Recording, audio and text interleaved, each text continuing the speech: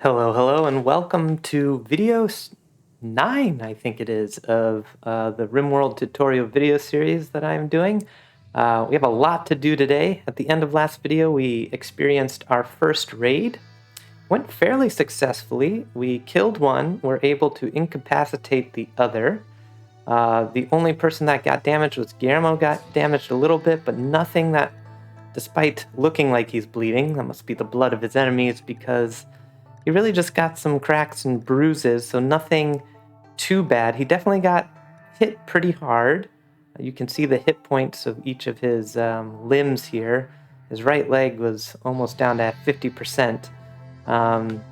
So that's going to affect his stats for a little bit until we get him patched up. But luckily there's nothing that's bleeding, which could then cause him to die from blood loss and can also get infected. I believe bruises and cracks cannot get infected, so that's really good.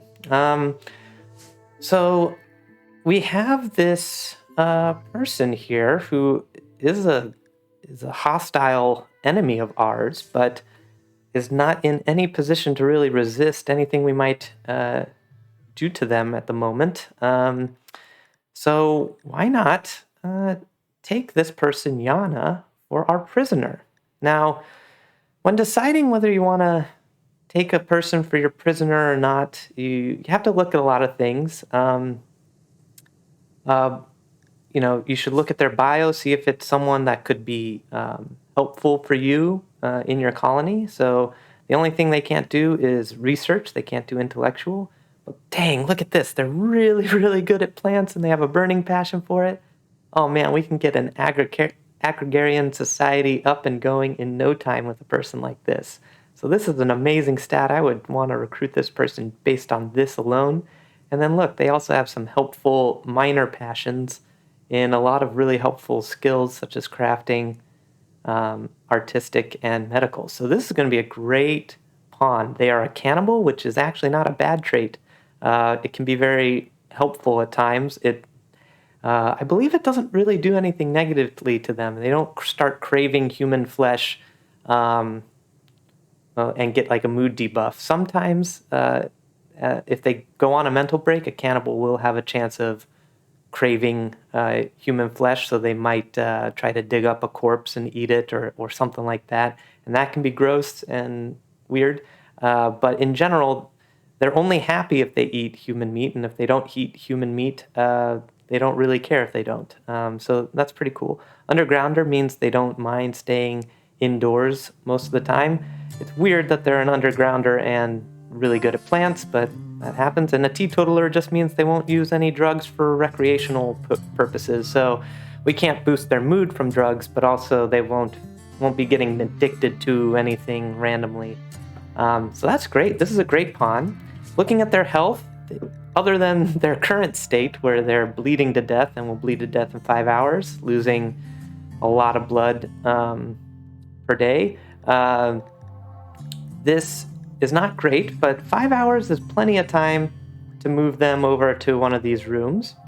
And they don't have any health, they don't have asthma, they don't have Alzheimer's, they don't have any effects that would really kind of determine whether we would want to keep them as one of our own.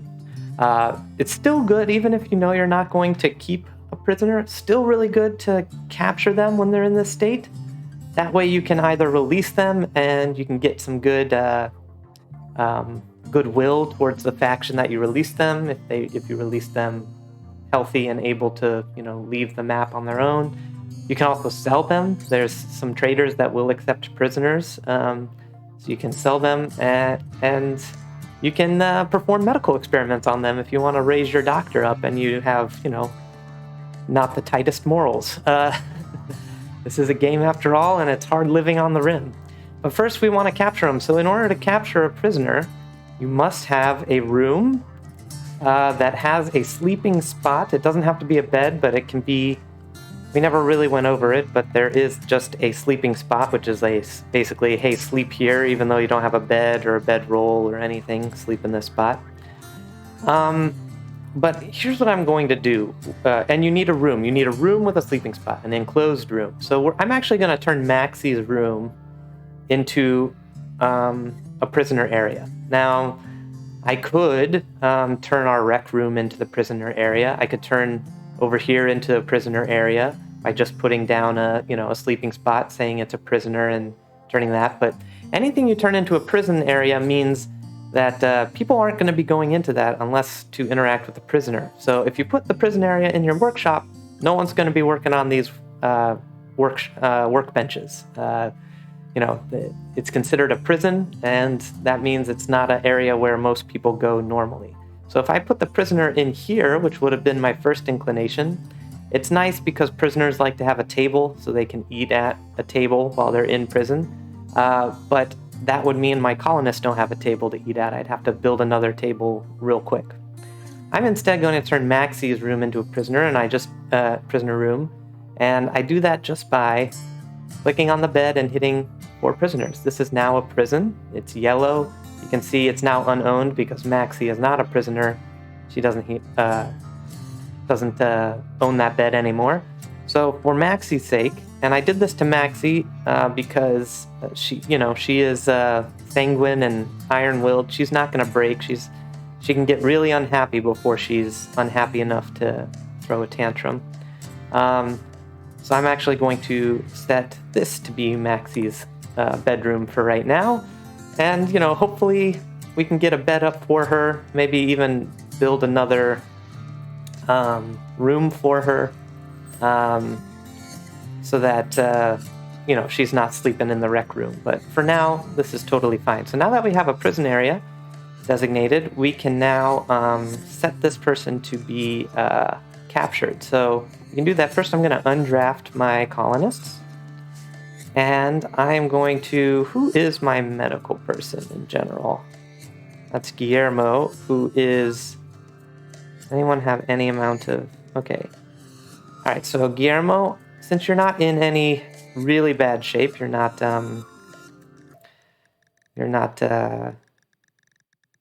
bleeding to death or anything, you're not going to die in any short amount of time, I want you to capture Yana. And look here, we got two machine pistols out of the deal. We got a packaged survival meal, which is great because we're running really low on food. We now have this corpse. You might notice Nessa just had this icon here. That's because she saw a corpse, and she does not like that. She observed a corpse, -4. This can stack. If you see multiple corpses, it can stack, and if you see rotting corpses, that's even worse. So people do not like to see corpses. So as soon as possible, we're going to want to move this corpse to an area that people will not see most of the time, and will not be traveling across. A lot of times, it's good if you have an animal that can haul, which Tova has not been trained in hauling yet. It has to say 7 of 7 in order for it to haul. Since Tova can't haul it, it's usually good to have your animals do the hauling. But since we don't have that, we're going to just set up a normal corpse pile. Let's think of where we want it to be. We want it to be out of the way and someplace we won't normally be going to. And I just noticed all these delicious looking berry bushes. Oof. Ooh, you can't build anything past this line, so I can't put the whole thing in a zone. I could put those in a zone and say, hey. And these I will harvest. Okay, sorry. So I'm just looking for a corpse pile. So someplace we will not be going. I would say, oh, in here would be the perfect alcove, except we'll probably be mining those at some point. I could put them here for now. I don't see any, even if people pass along this way, I don't see it being a huge deal. Until we go into the ancient danger, I don't think we'll need to be going around here. Maybe that's the best place. I would put it around here, but we're going to be mining around here. Could put it all the way down here. Yeah, let's do that. Even though that's pretty far away, let's just do that. So here's what I do for corpse piles. We're going to do a, doesn't matter which one you pick here. I'm just going to put it here. I'm actually going to shrink it so it's really just tight along this cliff wall.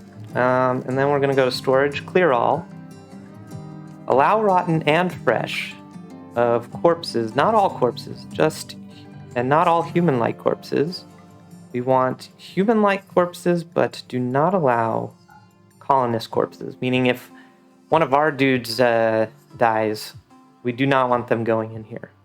That's because when a colonist dies, people want them to be buried, and you want to do something with, or you can, do things to them so that maybe later you can resurrect them, or people can visit their grave and mourn them throughout the rest of your time on the planet. But we do want stranger corpses and human corpses, and we don't want mechanoid corpses or animal corpses. Remember, if you need to do you need a place for just rotten animals, that's another place, which we can do because we had that monkey attack us.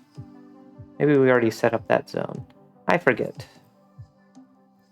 Oh, there's the monkey. Yeah, it doesn't matter. Rotten animal corpses don't affect humans, other than it makes the environment look ugly, which they don't like seeing ugliness. Ooh, Maxie saw the corpse too. Okay, we're gonna have Vanessa drag all this corpse immediately, because it's just gonna get more and more debuffs the more people pass around here. Okay, Guillermo's going to take the prisoner to the prison area. Another thing I wanted to say about corpses is you do have the ability to strip corpses. This removes all the gear they have on them. When they die, they'll drop everything they're holding, but anything that they're wearing will stay with them. But once they're dead, Psychic Soothe is ending. Once they're dead, the colonists will all their stuff will become what's called tainted. And unless your colonist has the trait Bloodlust, which is a really useful trait, no one likes wearing tainted. No one likes to wear the clothes of a dead person. It's really kind of what it boils down to. So it'll give a negative mood debuff. So I don't even care about stripping them of their clothes. If you're really getting the most bang out of your buck. Oh, this was other than the fact that they were a pyromaniac, this was another really good. It's hard to find colonists that are good at construction, so they had a double passion for construction would have been nice, and the social would have been super nice. Okay, so Guillermo dropped off Yana and is hopefully tending to her. Great. How is she doing? 4 hours. We should be okay. We don't have a light in here, which is not ideal.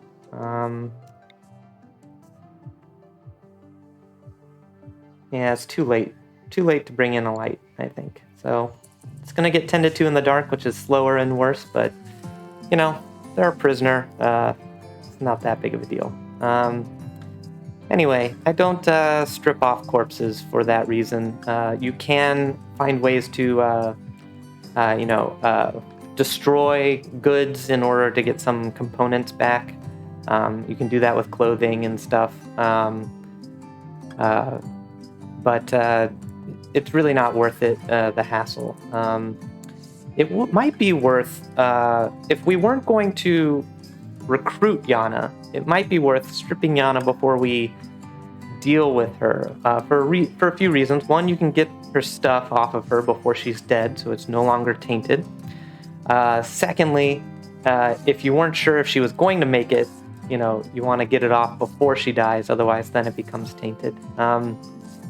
But you may not want to do that because if you want to recruit her, if she's naked and not a nudist, which she's not a nudist, she won't like being naked, and your mood, a prisoner's mood really depends on how willing they are to be recruited. So we want to keep her nice and happy. We will love to put in like a statue in here so that there's like something pretty in the room, so she's even more happy in here. But for now, we want to just make sure she stays alive. And after you are done tending, I want you to clean here, Guillermo, because you do not want Yana getting an infection. Ooh, not great. not some great curing going on. Bandage quality, 39%. That's not great, but bandage quality, 17%. That's really not great. But now they're in no immediate danger. Once we get this last cut patched up, that'll be nice, and then might have a few bruises we have to patch up. But I only use, by default, prisoners only get herbal, and I'm happy using the herbal on that. We can always get more herbal back, and I don't like using great medicine on a person that we may not want later down the line. But we're going to want this person. So once you have a prisoner, you can go over here to prisoner, and currently, and by default, it is set to no interaction. And you get to see some stats about them. So they have a really low recruitment difficulty. They're pretty easy to recruit. Their recruitment chance right now is at 100%. Now this is deceiving. It doesn't mean we'll definitely do it on our first chance. It just means this is the baseline. Other things go into a factor. But right now, if everything else was perfect, it would be 100% chance. The resistance remaining means they're resistant to being recruited until this is 0. So usually this is, if you get tribals, they're the hardest to recruit if you are a tech colony. Anyone who's outside of your kind of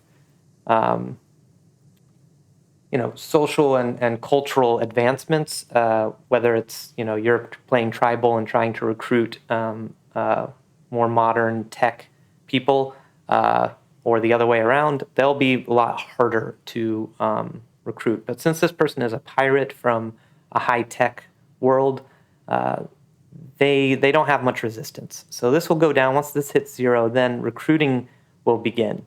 And if we decided to sell them, this is how much we would get for them. And if we released them, the pirates wouldn't care anyway. So there's no point in releasing them. So here's the things you can do. You can have no interaction, which just means you'll feed them.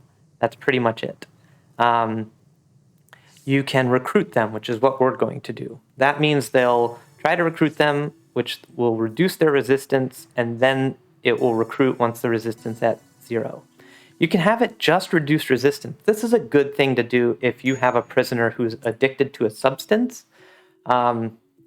Being addicted to something and not having and going through withdrawals is really difficult, and it basically you're constantly mental breaking because it is such a powerful negative mood debuff. But if so, you wouldn't want to recruit someone who is really unhappy and will be unhappy for the foreseeable future. What you can do is have them reduce resistance, so this gets down to 0. And then they're kind of left alone while they ride out their withdrawals. And then once they've completely gone through withdrawals and they're no longer addicted, then you can recruit them and they'll be a happy colonist that you don't have to worry going on mental breaks. Now, prisoners can still go on mental breaks, but what does that mean? They'll just try to escape, or they might beat up another prisoner that's in the room or something like that. Those are way easier to deal with than having a colonist who's constantly mental breaking. It's just easy, just a lot easier. So that's what reduced resistance is. Release is exactly what it sounds it is. As soon as they can walk on their own 2 feet, a person will release them and they'll just walk off the map. They won't be hostile to you. And then a lot of times you can get goodwill from the faction you release them from. And then you can also execute, which I have never done. It makes everyone upset. Unless they're a psychopath, and that's a trait. I'm not just judging people. It makes all your colonists upset when you execute a prisoner. There is a time when they're considered guilty. So they're considered guilty because they attacked us for the next 19 hours. So if we executed them during that time, it either would be a very small debuff or no debuff. I forget which it is. But after this 19 hours, if we execute them, people will be very, very upset by that. Likewise, if you release someone, that gives a minor mood boost to most people in your colony. They're happy that a prisoner was released. But for us, we're just going to recruit them. That's neither a debuff or a buff to the other colonists, but it will give us another worker to work our lands, and oh my goodness, we are going to grow so much. once we get them recruited, and it should happen fairly quickly. Okay, so Guillermo needs to take care of himself. He is about to break, I bet. Oh yeah, he's getting real low. So he needs to eat, and he needs to be tended to. We don't have a setup hospital. You can make a bed of medical bed, and then they'll go to that by default. But if it's a medical bed, then no one can own it. So I'm just gonna not turn Guillermo's bed into medical, and he'll go into his own bed and receive treatment there. But no one else can do treatment, so I'm actually gonna turn on his self-tend. And yeah, we don't have herbal, and I don't want him to use the good medicine on just a bunch of bruises, so first eat and then tend to yourself. So I'm holding down shift. So he's going to tend to himself after he eats a nice common meal. Okay. So that's a lot about prisoners. The other things we wanted to get done was what we were doing before all of this other stuff happened, before the raid. So we just researched batteries. In fact, it happened quite a bit ago. We're already into our solar panel research. And now we're going to want to build some batteries. Okay, batteries, they go. It's in power. Battery now is up here. It wasn't an option before. You can see it takes a lot of steel and 2 components. We have plenty of components, and we currently have plenty of steel, so we have enough for 1 battery. I recommend putting your battery in the freezer for the time being. That is because I believe the cold will prevent battery zits events. Zits events are when your batteries kind of spark out and lose all their power, and it causes a fire somewhere along your power line. It's a random event. It can happen at any point, but it's less likely, I believe, if your battery is cold, if your batteries are cold. But you definitely want a battery, even if it's not in your freezer, to be indoors. If it is outdoors and it gets rained on, it will explode or go through electrical surges and won't be good. And Nessa, what are you doing? You are hunting. Okay, why don't you bring that guy back? And we also have that. What is Maxie up to? Maxie can't haul, so... okay, so she's getting berries from over there to cook. All right. Do I have this bill set up so that she's getting she's getting it from anywhere. That's fine for right now. In the future, and I'm actually going to move this so she can grab those corpses on the other end. You know, that's usually not a good practice, but we're in desperate times, and no one's hauling because everyone is either injured or doing their own thing. So once Anessa brings this alpaca back, then we got to build that battery. I want to build that battery as soon as possible. So Anessa, prioritize working on that battery. So our research is going to take a hit because Guillermo is going to go into bed rest until he is healed. I'm going to put him back to 1 there. So he will go back into bed until he is fully healed. Hopefully, I mean, these aren't great patches that he's doing, but hopefully they will heal quicker than usual. Okay, the final thing we want to do today is that ceremony. I keep talking about these things and I'll get distracted. Full disclosure, I do have ADD, so my brain just will go on a tangent and then forget what it was talking about. So we talked all about the ceremony and what you do with it last time, but we are going to accept it now. So immediately a shuttle will come in. Again, for this title, it doesn't require a throne room. Almost every other title after this will require a throne room. And now we get to see the Empire and some of the cool things they have. They have a lot of resources. So this is the Bestower, and he comes strapped with a bodyguard complement of 6 troopers. and they all have insane gear. And you would think, ooh, hey, if you were really smart and good, could you attack these guys and kill them and take their stuff? Well, you could, except they all have death acidifiers, so the second they die, all their stuff melts in acid. Yeah, so if you can find a way to incapacitate them, it's really good to get these guys on your side, but then it's bad to be enemies with the Empire because they're very powerful, as you can see. They're going to probably go to our gathering area, which is this table here. And once he has a question mark, we're going to take Maxie, who we'll let her finish cooking, and then shift clicking, do the bestowing ceremony. And then she will get her first Psylink level. We'll see what it is. We'll talk about it for a second, and then we'll end the video there. Because that was a fully packed prisoner episode. All right. They're doing the ceremony. You can see the rings of psionic energy. All right. So she is now a yeoman. And if we go, it talks about it. You can always read that in your own time. And if we go and look at her bio, she now has, she has pain block. This is pretty good, actually. It makes it so that you can cast it on a colonist of yours and they will not feel pain, which will, might help them move when they were otherwise incapacitated from pain. Or it might, that's the main reason that you would use it, but you could use it for a lot of reasons. If they have food poisoning, let's say, which is painful, you could lessen that. I think you could also technically cast this on enemies so that they stay up even when they should be down from pain, so that they will more likely die in combat rather than get incapacitated, if you want to do that. All right, so these guys came, they gave the ceremony, and they're going to leave really soon. So you don't have to worry about that. Let me make sure this isn't blocked. It is blocked.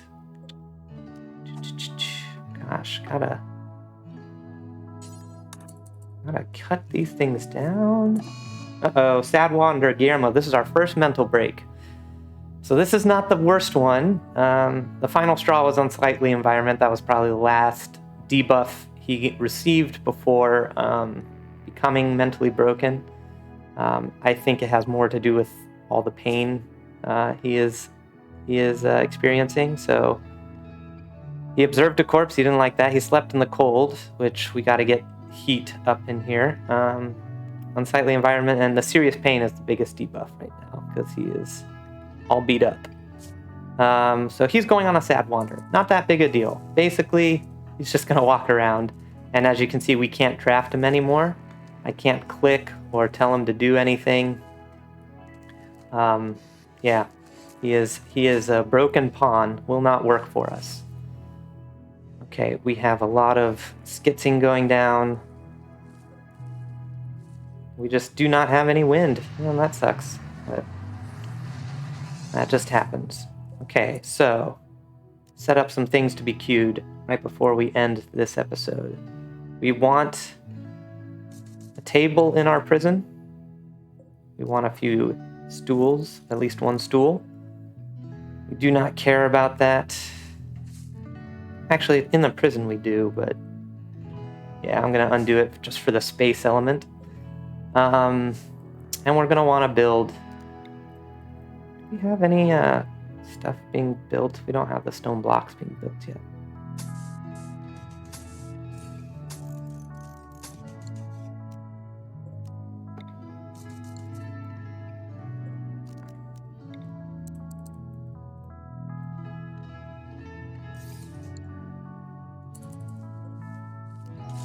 Okay, I'm building the bed in here, and then I'll move it, but I'm building it in here because there's a light in here, so better chance that we could build a better bed, even though it will be a crappy bed no matter what, because everyone sucks at construction. Okay, that's my time for today. I hope you enjoyed this video, getting to learn a little bit more about prisoners, getting the possibility to recruit others. I can't have you do anything. All right, Inessa, or no, Maxie won't haul. Inessa, you're doing some great stuff over there, but actually, could you please haul these things once you're done with your harvesting? All right. Anyway, I will say goodbye again for the third time. I hope you enjoyed this video. Please, again, I love your comments, questions, suggestions in the comment section to this video. Please reach out. I'd love to hear what you're getting from this, what I can do to help you further down the line. And with that, good luck out there and have fun.